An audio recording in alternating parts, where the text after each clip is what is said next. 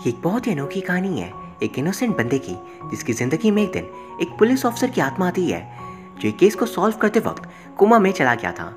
And अब वो officer उसकी मदद चाहता है उसके अनसॉल्व्ड केस को इन्वेस्टिगेट करने में। सो हे एवरीवन, वेलकम बैक। हाजिर हूँ आपके लिए लेकर एक मिस्ट्री मूवी की एक्सप्लेनेशन जिसका नाम है द सोलमेट। फिल्म की शुरुआत में हम टाई नाम के ऑफिसर को देखते हैं जो एक क्रिमिनल के पीछे भाग रहा था। उसे पकड़ते ही टाई की गर्लफ्रेंड का कॉल आता है। वो उससे नाराज़ होती है क्योंकि टाई अपने ऑफिसर वाले जॉब को कुछ ज़्यादा ही सीरियसली निभाता है, जबकि बाकी ऑफिसर्स उतने सीरियसली काम नहीं करते। वहीं अगले सीन में हम जैंग नाम के आदमी को देखते हैं जो एक बस में होता है। वहीं दूसरा इंसान एक बूढ़ी आंटी को परेशान कर रहा था, लेकिन जैंग उनकी हेल्प नहीं करता। जब वो बस से उतरता है तो एक बच्ची उस पर नाराज़ होती है। असल में जैंग एक बहुत ही इग्नोरेंट टाइप इंसान था एंड उसका मानना था कि किसी भी इंसान की निजी ज़िंदगी में उससे इंटरफेयर करना नहीं चाहिए। वो एक जिम ट्रेनर होता है और वो जूडो कराटे भी सिखाता था। फिर कुछ देर बाद शाम को ऑफिसर टाई जब घर वापस आता है तो उसकी गर्लफ्रेंड यॉन उससे बहुत नाराज़ थी। एंड वहीं अगले दिन जैंग डॉक्टर से मिलने गया था।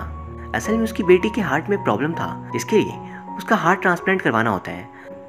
एंड फिलहाल डॉक्टर को एक डोनर मिल गया था, इसलिए वह काफ़ी खुश होता है। लेकिन सर्जरी करवाने के लिए उसे अपनी जिम को बेचना पड़ेगा क्योंकि उसके पास उतने पैसे नहीं थे। एंड फिर अगले सीन में हमें उसकी बेटी से मिलवाया जाता है जिसका नाम था सू। पुलिस स्टेशन में हम टाई के बेस्ट फ्रेंड के और उनके सीनियर से मिलते हैं। एंड शाम को टाई एक लॉस्ट डॉग को ढूंढ रहा था एंड वो अपने काम में कुछ ज़्यादा ही डेडिकेटेड था। और तभी उसे कुछ गैंगस्टर्स दिखते हैं जो कुछ लड़कियों को किडनैप करके ले जा रहे थे। वो उनका पीछा करता है लेकिन रास्ते में उन्हें खो देता है। पर तभी उसकी नज़र जैंग पे पड़ती है और जैंग के पास भी बिल्कुल वैसा ही वैन था जैसा कि गैंगस्टर के पास होता है। और ये देख टाई को शक होता है कि जैंग उनका ही आदमी होगा, लेकिन जैंग उसे समझा रहा था कि मैं कोई गैंगस्टर नहीं हूँ। उन दोनों में बहस होती है एंड फिर जैंग वहाँ से चला जाता है। पर फिर अगली सुबह टाई जैंग को दोबारा देखता है। जैंग अपनी बेटी को घर पर छोड़ जिम के लिए जा रहा था, लेकिन जैंग के जाते ही उसकी बेटी अपने घर के पास के घर पे चली आती है।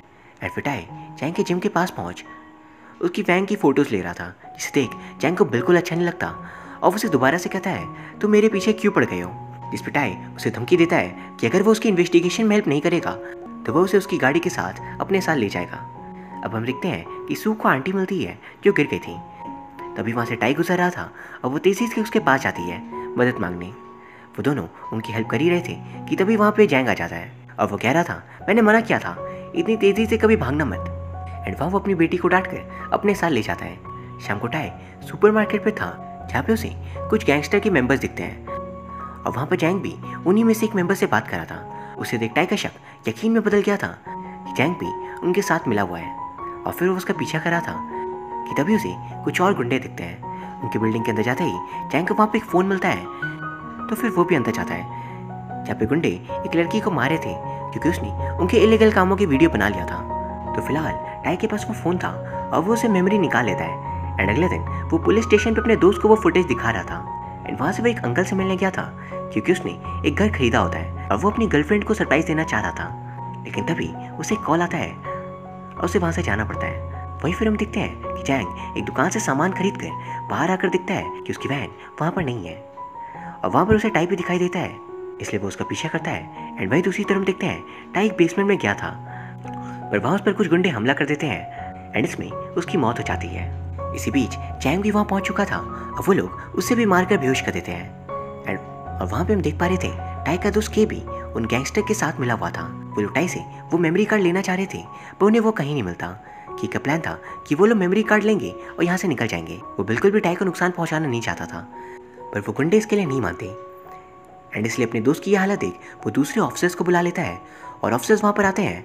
एंड तभी टाई को होश आता है, लेकिन कोई भी उसे देख नहीं पा रहा था क्योंकि ये दरअसल टाई की सोल थी, यानी उसकी आत्मा। पर फिर उसे और जैंग को हॉस्पिटल पे एडमिट कराया जाता है। एंड वहाँ पर पहुँचकर यॉन डॉक्टर से बात करी थी जिस पर डॉक्टर्स बता रहे थे कि टाई कोमा में जा चुका है। उसके ब्रेन में काफ़ी गहरा डैमेज हुआ था, तो अब उसे होश कब आएगा ये कहना मुश्किल है। ये सुन वो रोने लगती है कि तभी वहाँ पर टाई का सोल आता है, पर वो यॉन से बात नहीं कर पा रहा था, इसलिए वो बहुत परेशान हो जाता है। पर फिर अगले दिन जैंग को जब होश आता है तब उससे मिलने पुलिस आती है और वो उससे पूछताछ कर रही थी। एंड इसमें वो उन्हें बता देता है कि वो वहाँ पे गलतफहमी की वजह से पहुँच गया था। लेकिन फिर अगले सीन में उसे टाई दिखता है और वो उसे कह रहा था तुम इतनी जल्दी ठीक भी हो गए। एंड टाई ये जान बहुत खुश होता है कि उसे कोई तो देख सकता है और वो उसे कहता है मैं एक सोल हूँ और मेरी बॉडी वहाँ चेंबर में है। पहले तो जैंग को उसकी बातों पे यकीन नहीं होता, पर जब वो उसे टच करता है तो उसे टच नहीं कर पा रहा था, इसलिए वो दोबारा कोशिश करता है, जिस पर टाई कह रहा था चलो मेरे साथ, और वो उसे अपनी बॉडी दिखाता है। और जैंग ये सब कुछ देखकर दोबारा बेहोश हो गया था, पर फिर होश में आने के बाद वो सोचता है कि शायद वो सपना देख रहा होगा, लेकिन तभी वहाँ पे दोबारा टाई आ जाता है। ये देख वो वहाँ खड़ी नर्स से पूछा था क्या कोई इंसान दिख रहा है, पर नर्स को लगता है कि जैंग हेलुसिनेट कर रहा होगा और वो डॉक्टर्स को बुलाने जाती है। लेकिन इसी बीच टाई जैंग से हेल्प मांगता है, पर जैंग उससे दूर भाग रहा था, ये बोलते हुए कि वो किस मुसीबत में फंस गया। पर टाई उसका पीछा नहीं छोड़ता। फिर कुछ देर बाद वो जैंग से जानता है कि उस शाम को वो गैंगस्टर के साथ क्या कर रहा था, जिस पर जैंग कहता है मैं अपने क्लाइंट को वहाँ पे छोड़ने गया था और कुछ भी नहीं। और वहाँ में ये भी पता चलता है कि नदी के डॉक के पास उसकी वाइफ की अस्थियाँ हैं। वो वहाँ पर उसे मिलने जाता है एंड इसलिए उस रात को गुंडों का पीछा करते हुए टाई को जैंग की वैन दिख गई थी एंड इसलिए फिर टाई जैंग से माफ़ी मांगता है उसे गलत समझने के लिए, और उसे ये भी रिक्वेस्ट करता है कि वो उसकी हेल्प करे उन गुंडों को पकड़वाने में। पर जैंग वहाँ से भाग जाता है, ये बोलकर या मैं इंसानों की मदद तो करता नहीं, भूतों की क्यों करूँगा। वही दूसरी तरफ यॉन से मिलने ऑफिसर के आता है और वो उसे पूछा था मेमोरीज कार्ड के बारे में, लेकिन यॉन को इन सब का पता नहीं होता। एंड के को देख टाई उसका पीछा करता है। ओके उसी गैंगस्टर से मिलने गया था एंड वहाँ पर उस गैंगस्टर से बहुत नाराज था टाई को चोट पहुँचाने के लिए। ये देख टाई को बहुत बुरा लगता है कि उसका बेस्ट फ्रेंड गुंडों के साथ मिला हुआ है। पर तभी वहाँ पे सीनियर ऑफिसर पार्क भी आ जाते हैं, जो खुद भी उन लोगों के साथ मिले हुए थे। ये देख टाई अपने होश खो देता है, लेकिन वो कुछ कर भी नहीं सकता। एंड वही अगली सीन में हॉस्पिटल पे गुंडे जैंग को मारने आए थे। ये देख टाई जैंग को बचाने जाता है, लेकिन वो उसकी बातों पे ध्यान नहीं दे रहा था। एंड वहाँ पर एक ऑफिसर भी था जो जैंग को खुद से बात करता हुआ देख वहाँ से भाग जाता है, ये सोचकर कि जैंग ज़रूर पागल हो गया होगा। वो फिर जैंग ऊपर की फ्लोर जा रहा था कि तभी गुंडे उसे देख लेते हैं और उसके पीछे भागते हैं। और वो लोग उसे पकड़कर मारने की कोशिश कर रहे थे, लेकिन जैंग उनसे लड़कर वहाँ से भाग आता है और एक कमरे में खुद को छिपा लेता है। कुछ देर बाद वो टाई से कहता है देखना तो वो लोग चले गए, और उसके बाद वो बाहर आता है। शाम को ह्योन के पास एक नर्स आकर उसे टाई के कपड़े देती है, जिसपे उसे एक मैरिज फॉर्म मिलता है, जिसे देख वो इमोशनल हो जाती है। इस फॉर्म पे टाई ने ऑलरेडी साइन कर रखा था और अगले दिन जाकर योंग भी उस पर साइन कर देती है और अब ऑफिशियली उनकी शादी हो चुकी थी। एंड शाम को वो टाई के वॉलेट को खोलती है, जिससे वो उन दोनों की फोटोज को देख रही थी। एंड तभी हमें यॉन की बैक स्टोरी दिखाई जाती है। असल में यॉन का जो घर था वो उसके पेरेंट्स के जाने के बाद नीलाम हो जाता है और इसी कारण से वह रोज़ उस घर के बाहर चिल्लाना शुरू कर देती है। और इसी में एक दिन टाई और की उसे वहाँ से ले जा रहे थे और उस दिन पहली बार टाई यॉन से मिला था। एंड फिर टाई ने उसी घर को खरीद लिया था और वो उस घर को यॉन को गिफ्ट करना चाह रहा था, लेकिन उसके पहले ही वो कोमा में चला जाता है। अब हम देखते हैं कि उस वॉलेट से यॉन को मेमोरी कार्ड मिल गया था। एंड अगली सुबह वो ऑफिसर के को फ़ोन करके इस बारे में बता देती है और इधर टाई टेंशन में आ गया था।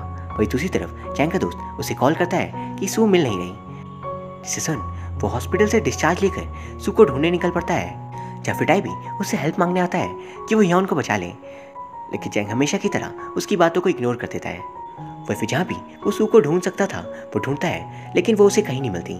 सुबह से शाम हो जाती है और जैंग परेशान हो गया था, इसीलिए हार मानकर वो पुलिस स्टेशन जाता है कि तभी टाई को याद आया था सू को एक बार कहीं छिपकर खाते हुए देखा था। अब उसी घर पे जाता है एंड वहाँ से स्टेशन पहुँच वो जैंग को बता रहा था कि उसे सू मिल गई और जैंग दिखता है कि सू उस घर पे बेहोश पड़ी है। वो जल्दी से उसे हॉस्पिटल लेकर आता है, जहाँ फिर टाई को वो थैंक्स बोलकर अपनी पूरी कहानी बताता है कि उसकी वाइफ को भी हार्ट प्रॉब्लम्स थी और इसीलिए उसकी बेटी को भी है। बस ये बात आज से 4 साल पहले की है, जब जैंग अपनी वाइफ और बेटी के साथ कहीं जा रहा था, लेकिन तभी उसे रास्ते पे एक गाड़ी दिखाई देती है जिसका एक्सीडेंट हो गया था। वो जल्दी से उन लोगों की हेल्प करने जाता है, लेकिन वो उन लोगों को बाहर नहीं निकाल पा रहा था। एंड तभी एक ट्रक का ड्राइवर वहाँ से पास हो रहा था और बीच रास्ते में उसका बैलेंस बिगड़ जाता है एंड वो सीधा जैंग की कार को ठोकर मारकर चला जाता है। एंड इसमें जैंग की वाइफ की मौत हो जाती है, लेकिन उसकी बेटी की जान बच जाती है। पर फिर उस दिन के बाद से उसकी बेटी की हालत बहुत ख़राब रहने लगी थी एंड सिर्फ इसी कारण वो उसे हमेशा भागने से मना करता था। फिर जैंग कहता है अगर उस दिन मैंने अपने काम से काम रखा होता तो शायद आज मेरी वाइफ जिंदा होती।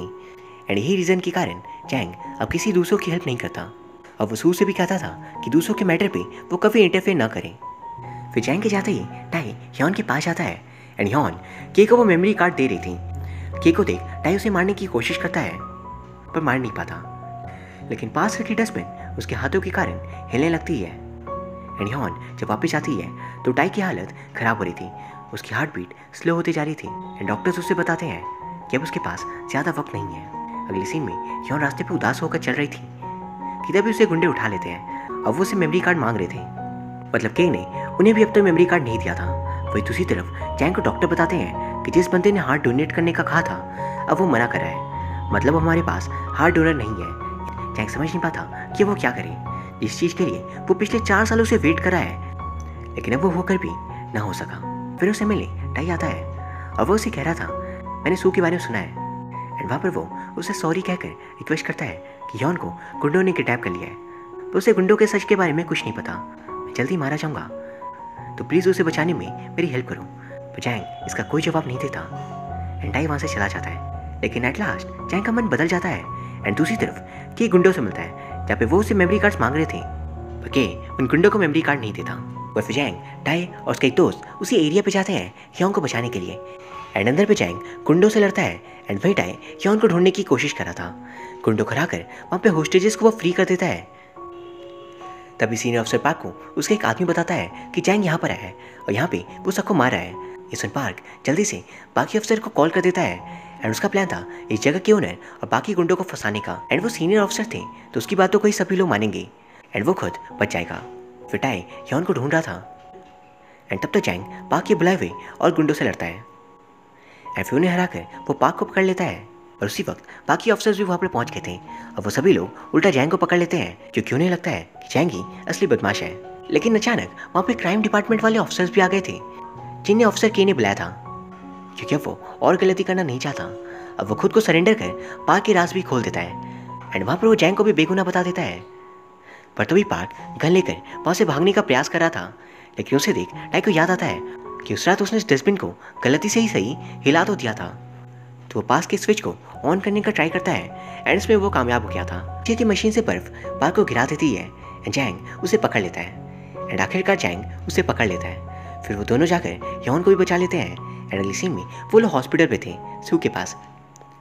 टाई उसे एक आखिरी मदद मांगता है और जैंग ह्योन को उसके घर लेकर जाता है जो टाई उसे गिफ्ट करना चाह रहा था। जैंग फिर उससे कहता है कि टाई कह रहा है कि वो आपके साथ यहाँ पे रहना चाहता है और वो आपसे सच में बहुत प्यार करता है। इसे सुन ह्योन सोचती है आखिर ये बंदा बोलना क्या चाहता है। जैंग कहता है टाई बिल्कुल आपके सामने खड़ा है। ह्योन अपनी आंखें बंद करती है और तभी उसे टाई की आवाज़ सुनाई दे रही थी एंड फिर वो उसे देख भी पाती है। टाई उसे देख कह रहा था अब मेरे जाने का टाइम आ चुका है, बस प्लीज़ खुद का ध्यान रखना। इतने साल में मैं तुम्हें उतना खुश तो नहीं रख पाया, लेकिन इसके लिए मुझे माफ़ कर देना और खुद का और हमारे बच्चे का हमेशा ध्यान रखना। एंड फिर वो ये भी कहता है कि वो अपना हार्ट डोनेट करना चाहता है सू को। और फिर वो जैन से ये भी कह रहा था प्लीज़ मेरी वाइफ और होने वाले बच्चे का ध्यान रखना। और अपने आखिरी कुछ वक्त में वो ह्योन को पकड़कर बहुत रो रहा था। कुछ देर में वो खुद भी गायब हो जाता है और हॉस्पिटल पे उसकी हार्ट बीट बंद हो जाती है। एंड अगले सीन में सू का ऑपरेशन होने वाला था। वो डॉक्टर वही बंदा था जिसकी कार का 4 साल पहले एक्सीडेंट हो गया था एंड उसे जैंग ने ही उस वक्त बचाया था। एंड वो दोनों तब से उसे ढूंढ रहे थे उसका शुक्रिया अदा करने के लिए। एंड वहाँ पर वो डॉक्टर कहते हैं मैं तुम्हारी बेटी का बेस्ट इलाज करूँगा क्योंकि जो तुमने हमारे लिए किया उसका तो कर्ज हम कभी अदा नहीं कर सकते, लेकिन एटलीस्ट हम ये तो कर सकते हैं। वही फिर हम देखते हैं कि जैंग बस में ट्रैवल कर रहा है एंड इस बार उस ओल्ड लेडी को परेशान करने वाले बंदे को अच्छा सबक सिखाता है और सभी लोग उसके लिए तालियां बजा रहे थे। एंड फिर हम देखते हैं कि जैंग अब दूसरों की मदद करने लग गया था और सू को ह्योन के रूप में एक मम्मी मिल जाती है।